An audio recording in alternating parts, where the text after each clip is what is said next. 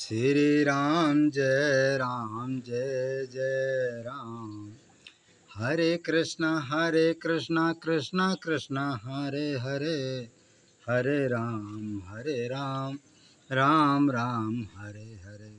श्री कृष्ण भगवान जो गीता में उपदेश देते हैं कि मनुष्य को फल की इच्छा छोड़ करके कर्म पर ध्यान करना चाहिए।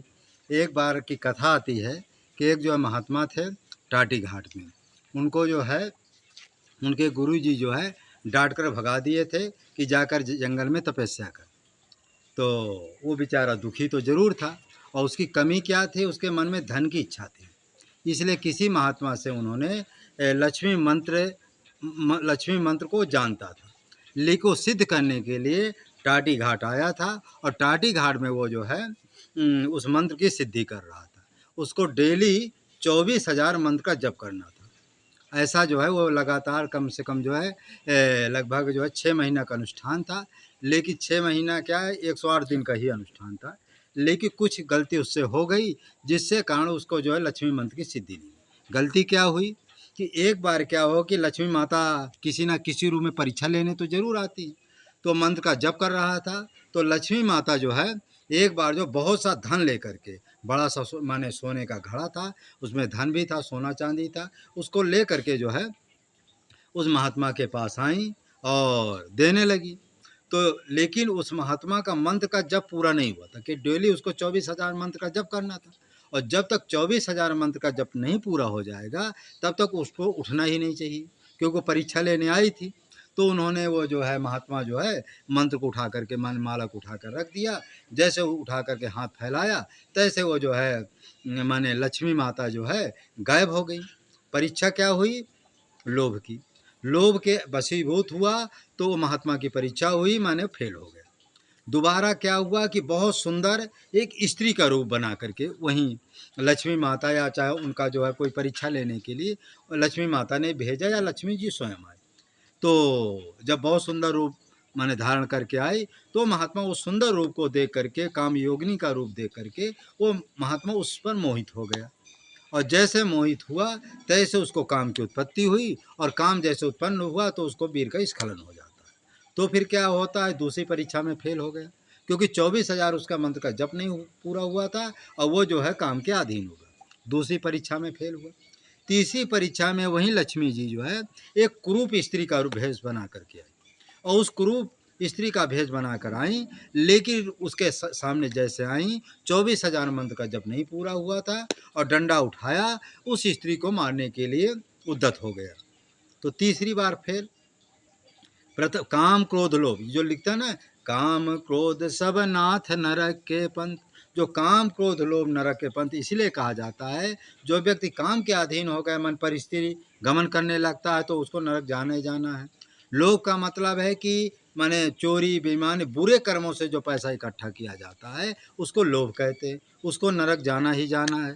क्रोध का मतलब है अकारण क्रोध, जो माने सज्जन आदमी के ऊपर क्रोध करना, अच्छे आदमी को मारना पीटना, ऐसे जिसकी प्रवृत्ति होती है उसको क्रोध कहते हैं। ऐसे व्यक्ति सीधा नरक जाते हैं, इसलिए इसमें कहा गया है। इसलिए सभी लोगों की प्रार्थना है। फिर क्या होता है कि जब वो माने उस परीक्षा में फेल हो जाता है, फिर कुछ दिनों के बाद उसके मन में घृणा उत्पन्न होता है कि गुरुजी भी हमको आश्रम से निकाल दिया, अब क्या करें।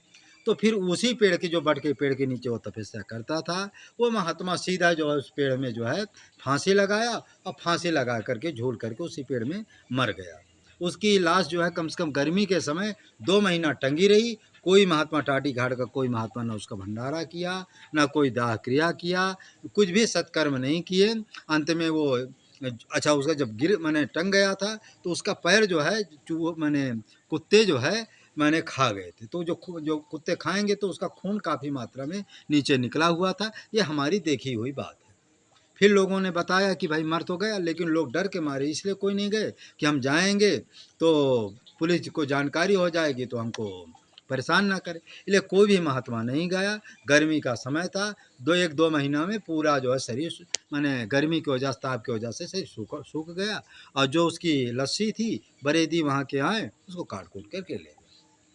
फिर वो व्यक्ति, वो महात्मा जब मरा तो प्रेत योनि बना, माने प्रेत बना। और जिस महात्मा के यहाँ डेली भोजन करने आता था उसी के पास रोज आता था, और वो बोलता कुछ नहीं था, बस पेट को, क्योंकि प्रेत बोलता भी नहीं है, पेट को दिखाता था और मुख में, हाँ, वो मुख को जो है हाथ को मुख में लगाता था, तो महात्मा समझ जाता था कि भूखा है, क्योंकि 3 दिन से वो बिना खाए पिए वहाँ पड़ा भी रहा। तो इस तरह से वो जो मरा प्रेत की योनि में जन्म हुआ, आज भी वो प्रेत बना हुआ है, टाटी घाट में रहता है। तो इसके पहले का जो महात्मा था, उसका गया नाम महात्मा था, हमसे बताया उसने कि जब वो आकर के मांगता था तो एक दिन तो हमने उसको दे दिया, दूसरे दिन क्या, एक दिन तो पूरा खा गया, और दूसरे दिन क्या है कि वो कहता था कि मैंने कटोरी में हम नहीं खाएंगे, क्योंकि कटोरी का वो भोजन शुद्ध माना जाता, नहीं खाए। तो जो पीपल का पेड़ था उसी में वो गिरा देता था, उसका जो तत्व होता था उसको वो खा लेता था, और भोजन वैसे पड़ा है, उसका जो तत्व होता था उसको खा लेता था। और उसका फिर वो व्यक्ति उस चीज़ को फिर कुत्ते भी नहीं खाते थे ना बंदर खाते, क्योंकि उसका तत्व पूरा निकाल लेता था, उसमें केवल जो है खरी का खरी जो समझो रह जाता था। ऐसा इस तरह से हो रहा, आज वो प्रेत योनि के जन्म है। तो इसी को कहते हैं ना कि मनुष्य को जो है, इसलिए मनुष्य को जो है फल की, देखो उन्होंने मंत्र पर ध्यान नहीं दिया, किस पर ध्यान दिया, उन्होंने फल पर ध्यान दिया।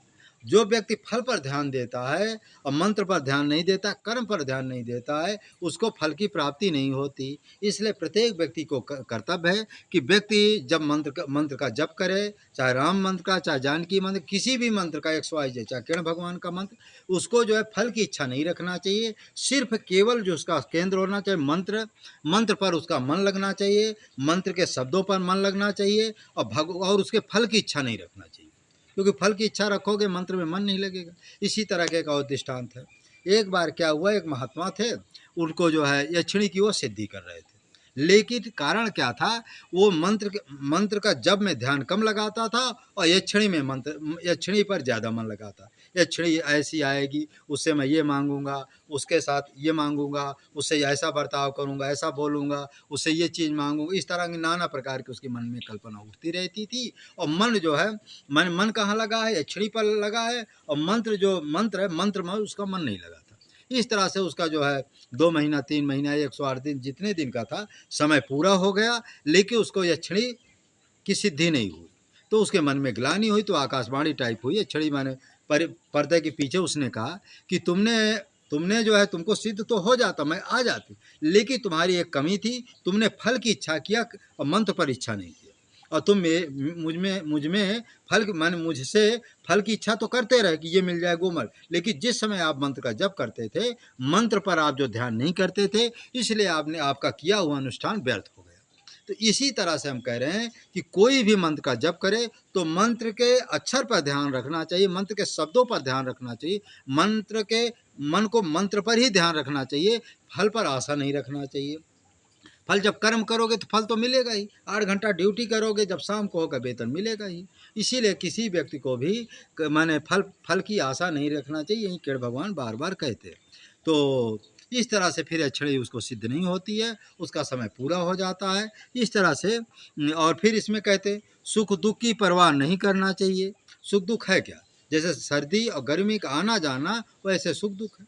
सुख दुख कैसा है कि गर्मी का आना जाना, गर्मी के आने जाने जैसा, हाँ, सुख दुख आना जाना गर्मी जैसा है।